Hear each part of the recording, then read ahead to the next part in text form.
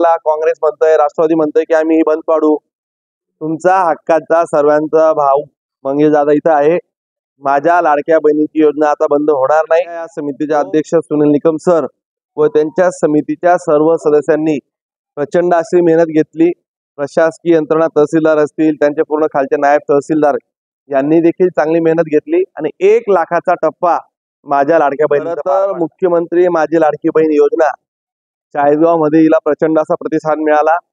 आमच्या या समितीचे अध्यक्ष सुनील निकम सर व त्यांच्या समितीच्या सर्व सदस्यांनी प्रचंड अशी मेहनत घेतली.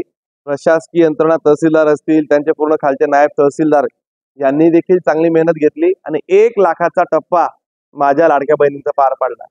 मला विश्वास आहे की याच्यामध्ये अजून ॲडिशन होईल आणि या सर्व बहिणींना मी आपल्या माध्यमातून विश्वास देतो. अनेक लोक म्हणताय, अनेक वृत्तपत्रात काही लोकांनी त्याला विरोधही केला. काँग्रेस म्हणतंय, राष्ट्रवादी म्हणतंय की आम्ही बंद पाडू. तुमचा हक्काचा सर्वांचा भाऊ मंगेश दादा इथं आहे. माझ्या लाडक्या बहिणीची योजना आता बंद होणार नाही. जोपर्यंत मी इथं तुमच्या सोबत आहे, कुणीही ही योजना आता बंद पाडू शकत नाही.